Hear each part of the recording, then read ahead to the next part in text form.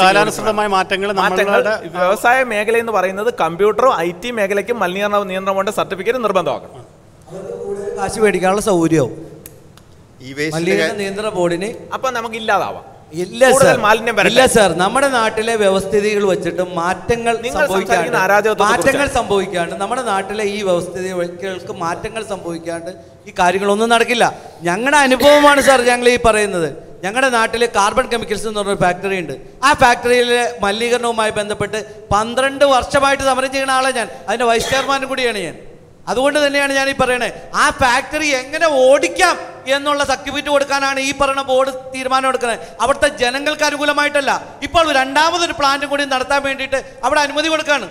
അതിൻ്റെ മലിനീകരണത്തെ കുറിച്ചല്ല നമ്മൾ സംസാരിക്കുന്നത്. അത് 100 മീറ്റർ ഫ്രണ്ടിൽ ആളുകൾ താമസിക്കുന്ന സ്ഥലത്താണ് ആ കമ്പനിക്ക് രണ്ടാമതൊരു പ്ലാന്റ് അനുവദിക്കാൻ വേണ്ടിയിട്ടുള്ള ഇത് കൊടുത്തത്. അതിന് ഒത്താശ പാടുന്ന കോടതികളുമാണ് നമുക്കുള്ളത്. ആ നാട്ടിലാണ് നമ്മൾ ജീവിക്കുന്നത്. സ്വന്തമായിട്ട് നമ്മൾ നടത്തുന്ന സമരങ്ങൾ വിജയിക്കാണ്ട് വരുമ്പോൾ, അതല്ലെങ്കിൽ നമ്മൾ ചെയ്യുന്ന കാര്യങ്ങൾ വിജയിക്കാണ്ട് വരുമ്പോൾ, ഇത് അംഗീകരിക്കുന്ന ഗവൺമെന്റുകൾ ഇല്ലാണ്ടാവുമ്പോൾ ജനങ്ങൾ പ്രതികരിക്കും സാർ. ഏത് രീതിയിലാണെന്ന് പറയാൻ പറ്റില്ല. ആ പ്രതികരണമാണ് സാർ ഇത്തരത്തിലുള്ള ആളുകളെ സൃഷ്ടിക്കപ്പെടുന്നത്. അതിനെ തെറ്റ് പറഞ്ഞിട്ട് കാര്യമില്ല സാർ. ശരിയാണ്. അനുഭവങ്ങൾക്ക് അടുത്താകുമ്പോൾ തീർച്ചയായും പ്രതികരണങ്ങൾക്ക് തീക്ഷ്ണത കൂടുക എന്നുള്ളത് സ്വാഭാവികമാണ്. അപ്പോൾ നമ്മൾ നമ്മുടെ ഈ ചോദ്യത്തിലേക്ക് തിരിച്ചു വരികയാണ്. ഈ വേസ്റ്റുകളെ കൈകാര്യം ചെയ്യുന്നിടത്ത് വേണ്ട ഗൗരവബുദ്ധി കാണിക്കുന്നില്ല എന്നുള്ളതിനെ കുറിച്ച് എന്താണ് ശ്രീ ജോർജ്? ഈ വേസ്റ്റ് മാനേജ് ചെയ്യപ്പെടേണ്ടതാണ്. എക്സ്റ്റൻഡഡ് പ്രൊഡ്യൂസേഴ്സ് റെസ്പോൺസിബിലിറ്റിയെ പറ്റി ആദർശ് പറയുകയും ചെയ്തു. തൽക്കാലം അത് ശുചിത്വ മിഷൻ്റെ പെർവ്യൂവിൽ വിടുന്നതല്ല. അതിന് ഗവൺമെൻറ് ഏൽപ്പിച്ചിരിക്കുന്നത് അല്ലെങ്കിൽ നാഷണൽ നമ്മുടെ റൂൾ പ്രകാരം അത് പൊല്യൂഷൻ കൺട്രോൾ ബോർഡിൻ്റെ നിയന്ത്രണത്തിൽ വരുന്ന ഒരു വിഷയമാണ്. അതുകൊണ്ട് പക്ഷേ എങ്കിലും ഞങ്ങൾ ഇതിനു വേണ്ടിയിട്ടുള്ള റിസോഴ്സ് റിക്കവറി സെൻറ്റർ എന്ന് പറയുന്ന ഈ വേസ്റ്റിനെ കേന്ദ്രീകരിച്ചുകൊണ്ടല്ല, പ്ലാസ്റ്റിക് പോലെ, ചിരട്ട പോലെ, അല്ലെ അതേപോലെയുള്ള കാര്യങ്ങൾക്ക് വേണ്ടിയിട്ട് റിസോഴ്സ് റിക്കവറി സെൻറ്റർ നഗരസഭകൾക്കും പഞ്ചായത്തുകൾക്കും കൊടുക്കാനായിട്ടുള്ളതിന് വേണ്ടിയിട്ട് ഞങ്ങൾക്ക് പ്രോഗ്രാമുണ്ട്. പക്ഷേ ബഡ്ജറ്റിലുണ്ട്. പക്ഷേ അത് ഏറ്റെടുക്കാൻ ഒരു പഞ്ചായത്തെയും ഒരു മുനിസിപ്പാലിറ്റിയും ആ ഫണ്ട് ഏറ്റെടുക്കാൻ വരുന്നില്ല എന്നുള്ളതാണ് വാസ്തവം. ശ്രീ ജോയ് കൊടുങ്ങല്ലൂർ, യഥാർത്ഥത്തിൽ താങ്കളുടെ ഈ വേസ്റ്റ് മാനേജ്മെൻറ്റ് പദ്ധതി ഉണ്ടല്ലോ, ഏത് മുനിസിപ്പാലിറ്റിക്ക് വേണമെങ്കിലും താങ്കൾ ചെയ്തു കൊടുക്കാമെന്ന് പറഞ്ഞാൽ അതിൽ ഈ വേസ്റ്റുകളുടെ മാനേജ്മെൻറ്റ് കൂടി യഥാർത്ഥത്തിൽ ഉൾപ്പെടുന്നുണ്ടോ? ഈ വേസ്റ്റുകളുടെ മാനേജ്മെൻറ്റിന് വേണ്ടിയിട്ട് നമ്മുടെ ബഹുമാനപ്പെട്ട മാണി സാർ ഇത്തവണ അതിനുവേണ്ടി 2 കോടി രൂപ മാറ്റി വെച്ചിട്ടുണ്ട്.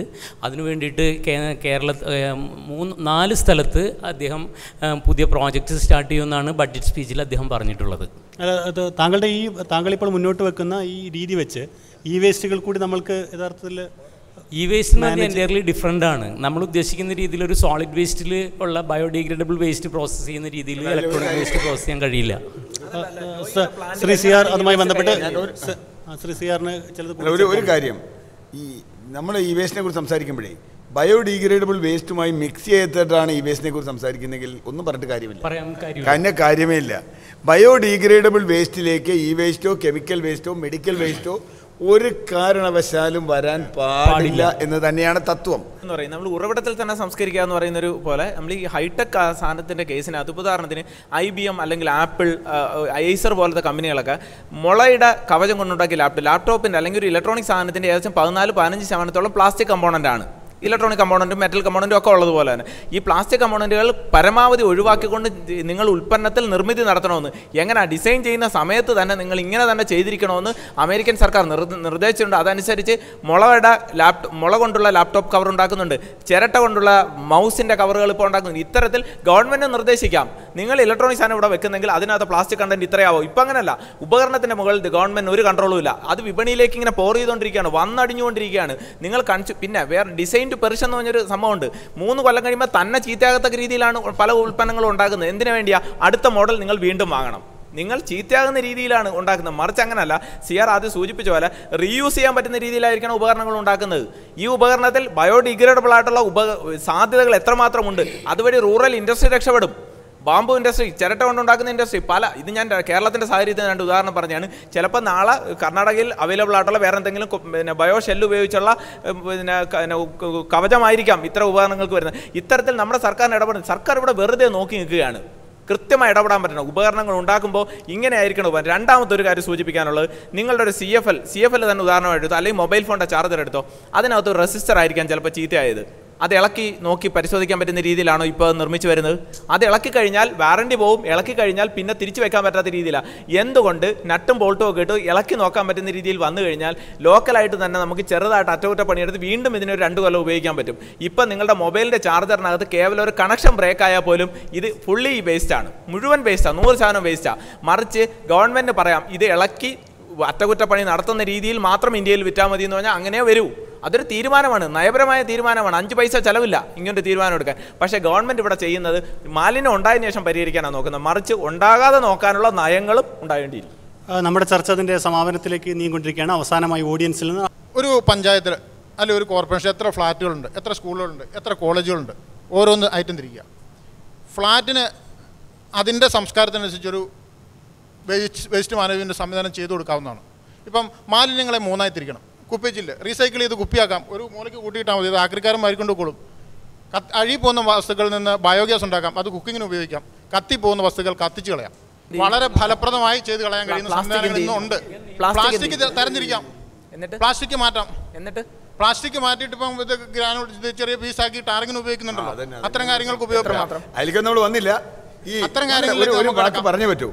ഇത്രയും വലിയൊരു മണ്ടൻ ധാരണ, അതായത് ഈ പ്ലാസ്റ്റിക് ഗ്രാനുകളാക്കി ടാറി ചേർക്കാന്നുള്ളത് മരമണ്ടൻ ധാരണയാണെന്ന് പറയാതിരിക്കാൻ വയ്യ. കാരണം എന്താ വെച്ചാൽ സംഭവം എന്താണെന്നറിയോ, 2% ഇത് ചേർക്കുന്നത്. 98% ടാറിൽ 2% പ്ലാസ്റ്റിക്. കാരണം ഇത് പലരും പ്രചരിപ്പിക്കുന്നുണ്ട്, ഞാനത് പറഞ്ഞതാണ്. ഈ പ്ലാസ്റ്റിക്കിന് എന്താ സംഭവിക്കുകയെന്ന് ആരെങ്കിലും ശ്രദ്ധിച്ചിട്ടുണ്ടോ? ഈ പ്ലാസ്റ്റിക്കിനൊന്നും സംഭവിക്കുന്നില്ല. ഈ പ്ലാസ്റ്റിക് റോഡിൽ ടാറിൽ ചേർക്കും. ടാറിൽ ചേർത്താനുള്ള ഗുണം എന്താ വെച്ചാൽ നമ്മൾ കാണില്ല എന്നുള്ളൂ. ഒരു വർഷത്തിനകത്ത് ടാറ് പൊളിയും. നമ്മുടെ നാട്ടിലെ റോഡ് ഒരു വർഷം നിൽക്കുന്ന റോഡ് കുറവ്, ഒരു മഴക്കാലം നിൽക്കുള്ളൂ. ഇത് കഴിഞ്ഞാൽ ഇതിലെന്താ സംഭവിക്കും? ഇതിങ്ങനെ കഷ്ണമായി നാട്ടിൽ മുഴുവൻ ദേശീയപാതയുടെ എല്ലാ വശത്തേക്കും, റോഡിൻ്റെ എല്ലാ വശത്തേക്കും, എല്ലാ വാട്ടർ ബോഡീസിലേക്കും, പാടത്തേക്കും, കളങ്ങളിലേക്കും, കിണറിലേക്കും ഈ സാധനം പോകും. എന്നിട്ട് അപ്പോൾ നമ്മൾ കാണുന്നില്ലാത്തതുകൊണ്ട് എല്ലാവരുടെ വെള്ളത്തിലെത്തും. യഥാർത്ഥത്തിൽ പ്ലാസ്റ്റിക് അങ്ങനെയൊന്നും പരിഹാരമില്ല. നമ്മൾക്ക് ഈ മാലിന്യമല മറികടക്കാൻ കഴിയുമോ? വളരെ ചുരുക്കി ഇതിൻ്റെ ചർച്ചയുടെ അന്തിമഘട്ടത്തിൽ നമ്മുടെ പാനൽ ഈ വിഷയത്തിൽ എന്താണ് പറയുവാനുള്ളത്? ശ്രീ ജോയ്. ഇപ്പം ലോകത്തെ വിവിധ രാജ്യങ്ങളിൽ സഞ്ചരിച്ചിട്ടുള്ള ഈ ഫീൽഡിലുള്ള പ്രൊഫഷണൽസിൻ്റെ അഭിപ്രായത്തിൽ കേരളത്തിലെ മാലിന്യം ഏകദേശം 6000 ടണ്ണാണെന്നാണ് ശുചിത്വ മിഷൻ്റെ കണക്ക് പറയുന്നത്. ഈ 6000 ടണ്ണ് മാലിന്യം സംസ്കരിക്കുന്നതിന് വേണ്ടിയിട്ട് കേരളത്തിൻ്റെ വിവിധ ഭാഗങ്ങളിലായിട്ട് ഏകദേശം 600 യൂറോ സ്റ്റാൻഡേർഡ് ബയോഗ്യാസ് പ്ലാന്റുകൾ സ്ഥാപിക്കുക. ഈ ബയോഗ്യാസ് പ്ലാന്റുകളിൽ നിന്ന് കിട്ടുന്ന ബയോഗ്യാസ് ചുറ്റുവട്ടത്തുള്ള വീട്ടുകാർക്ക് കുക്കിങ്ങിന് കൊടുത്താൽ അതിൻ്റെ ഓപ്പറേറ്റീവ് എക്സ്പെൻഡിച്ചർ അതിൽ നിന്ന് മാനേജ് ചെയ്യാൻ പറ്റും. പിന്നെ ഇതിൽ നിന്ന് പുറത്തു വരുന്ന പാസ്ചറൈസ് ചെയ്ത ലിക്വിഡ് മാന്യൂർ ആ ചുറ്റുവട്ടത്തുള്ള കൃഷിക്കാർക്ക് അല്ലെങ്കിൽ പുറമെയുള്ള കൃഷിക്കാർക്ക് കൊണ്ടുപോയി വളമായിട്ട് വിൽക്കുക. അങ്ങനെ അതിൽ നിന്നൊരു വരുമാനം ഉണ്ടാക്കാൻ വേണ്ടി കഴിയും. ഈ സ്ഥലത്ത് ശേഖരിക്കുന്ന പ്ലാസ്റ്റിക് മാലിന്യം നമ്മൾ 3-4 സ്ഥലങ്ങളിൽ കേരളത്തിൽ ഒരു കേന്ദ്രീകൃത പ്ലാന്റ് ഉണ്ടാക്കുക, പ്ലാസ്റ്റിക് പ്രോസസ്സ് ചെയ്യാൻ വേണ്ടി മാത്രമായിട്ട്. അങ്ങനെ പ്ലാസ്റ്റിക് പ്രോസസ്സ് ചെയ്യുന്നതുകൊണ്ട് 2-3 ഉൽപ്പന്നങ്ങൾ ഉണ്ടാക്കാം. ഒന്ന് CR നീലകണ്ഠൻ സാർ പറഞ്ഞ രീതിയിൽ ടാറ് ചെയ്യാൻ വേണ്ടിയിട്ട് അദ്ദേഹം പറഞ്ഞത് 2%. 2%അല്ല, അത് അഡ്വാൻസ്ഡ് സംവിധാനമായിട്ടുള്ള കൊളോയിഡ് മില്ലെല്ലാം ഉപയോഗിക്കുന്നുണ്ടെങ്കിൽ 35% വരെ പ്ലാസ്റ്റിക് ടാറിൽ അസ്ഫാൾട്ടിൽ മിക്സ് ചെയ്യാൻ കഴിയും. പിന്നെ അതുകൂടാതെ ഈ പ്ലാസ്റ്റിക് എല്ലാം ഉപയോഗിച്ചുകൊണ്ട് ഫെൻസിങ് ബോൾസ് ഉണ്ടാക്കാം, അല്ലെങ്കിൽ റെയിൽവേ സ്ലീപ്പേഴ്സ് ഉണ്ടാക്കാം, ലോ ലോഡിൽ ഉപയോഗിക്കാൻ കഴിയുന്ന സ്ലീപ്പേഴ്സ് ഉണ്ടാക്കാം.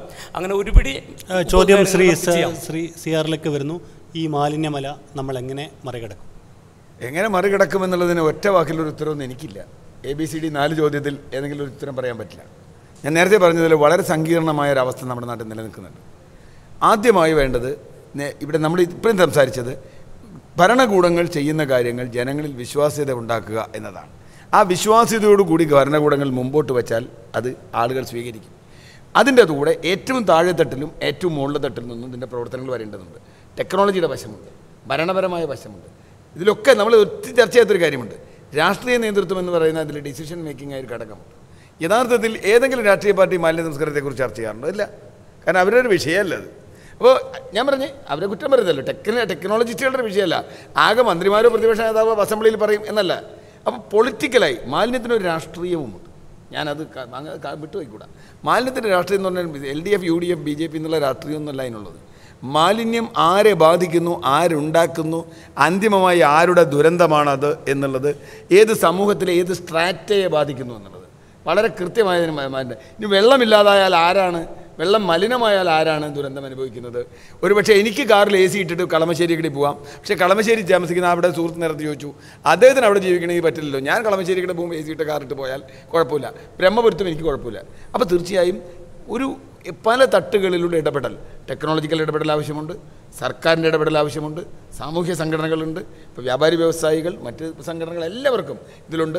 അതിനേക്കാളൊക്കെ ഉപരിയായി ഗവൺമെൻറ് വിശ്വാസ്യതയും, ഗവൺമെൻറ്റിൻ്റെ വിശ്വാസ്യത എന്ന് പറഞ്ഞാൽ വെറുതെ ഒരു മന്ത്രി നല്ല ആളാണോ എന്നുള്ളതല്ല ചോദ്യം.